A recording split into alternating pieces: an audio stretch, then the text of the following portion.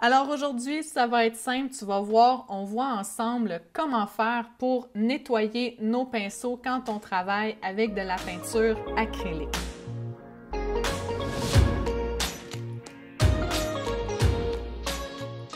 Donc comme tu vois ici, j'ai un pinceau que j'ai utilisé beaucoup de fois et il est encore très beau, très soyeux et les poils sont très droits, donc il est très bien conservé. Et ça, c'est grâce au nettoyage. Puis je te dis, je m'en suis vraiment servi beaucoup de fois.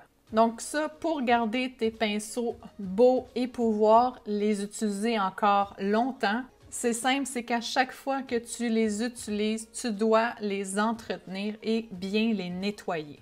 Une des premières choses que tu vas avoir besoin, et c'est vraiment la plus importante, c'est un pot efficace pour rincer ton pinceau dans l'eau. Donc moi ici, j'ai simplement récupéré un pot maçon avec un couvercle qui se visse et qui est hermétique, c'est vraiment préférable. Et dans le fond du pot, j'ai mis une grille. Donc ici, tu vois vraiment bien la grille dans le fond du pot.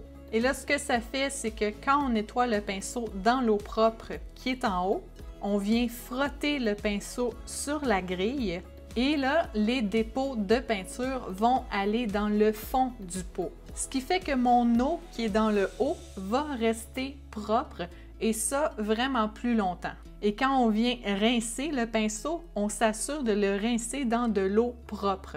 On ne vient pas frotter le pinceau dans les résidus de peinture. Donc souvent, c'est ça que ça fait quand on utilise un pot standard sans grillage dans le fond, c'est qu'on rince notre pinceau, mais dans de la saleté.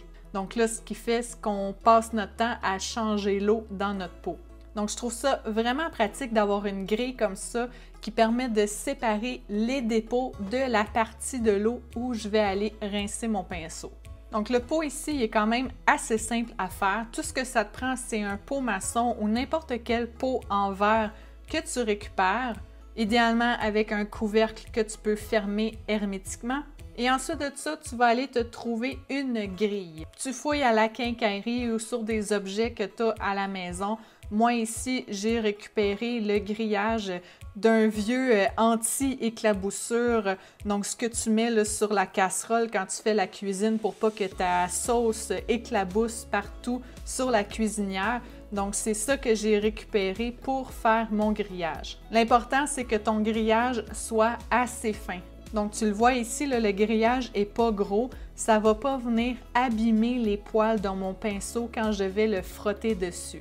Donc, tu le coupes de la grandeur que tu as besoin selon la grosseur de ton pot et tu viens replier les bords pour créer une épaisseur là, pour pas qu'il touche dans le fond du pot. Ce qui fait que les résidus vont pouvoir vraiment rester en dessous du grillage et que toi, tu vas pouvoir venir frotter ton pinceau dessus sans toucher aux résidus.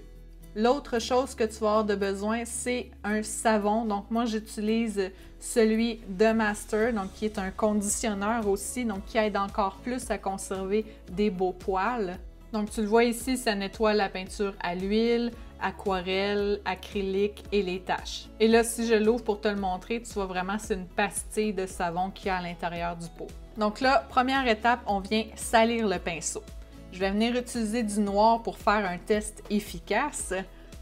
Et là, je vais bien rentrer la peinture dans les poils du pinceau pour faire comme si ça faisait longtemps que je l'utilisais sur ma toile.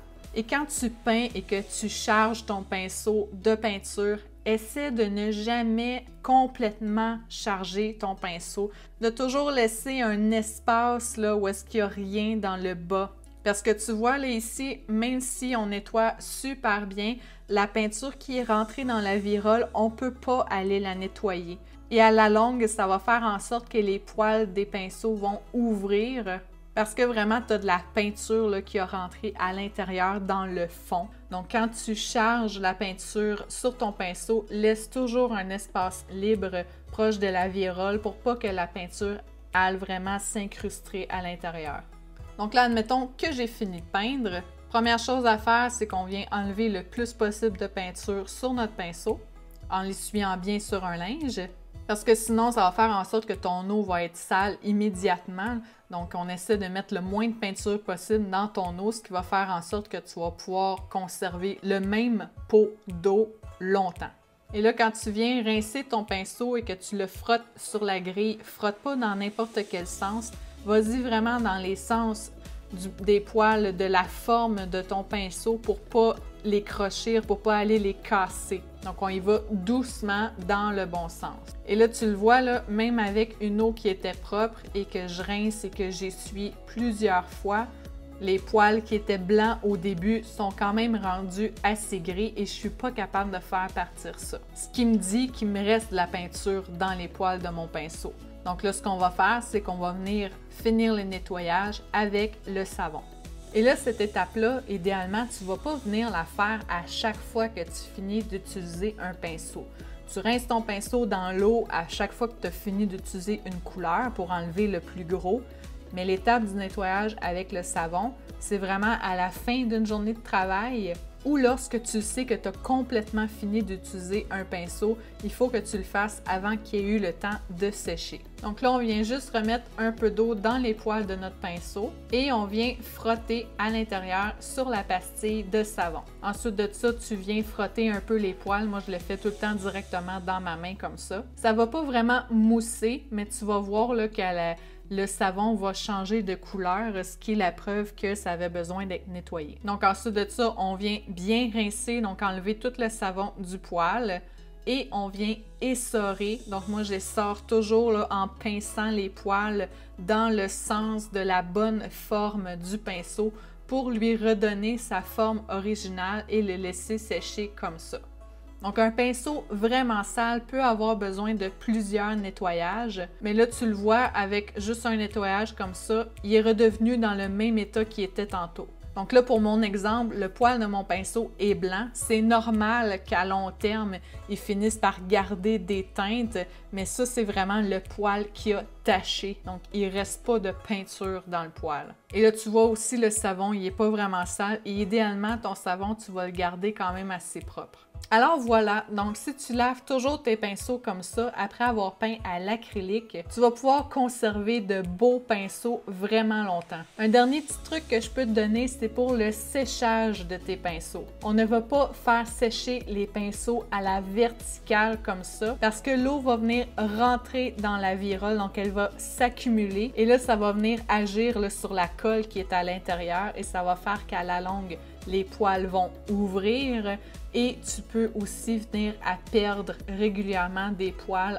lorsque tu peins. Donc, toujours laisser sécher tes pinceaux à plat.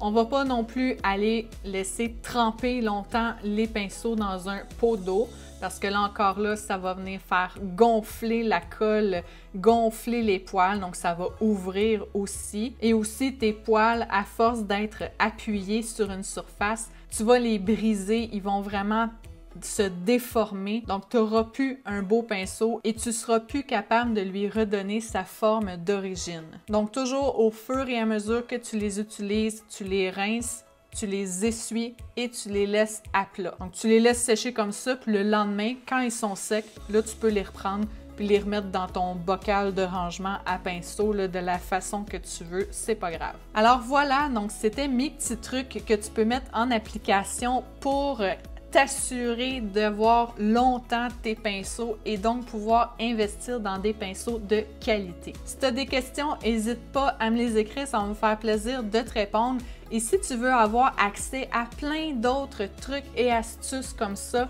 viens suivre l'Armoire sur Facebook, donc sur la page Facebook de l'Armoire.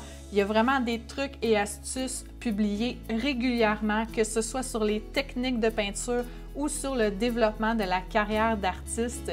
Donc, de façon quotidienne, il y a des nouveaux ajouts puis des petites vidéos aussi comme ça pour t'aider encore plus. Alors, je te dis à bientôt!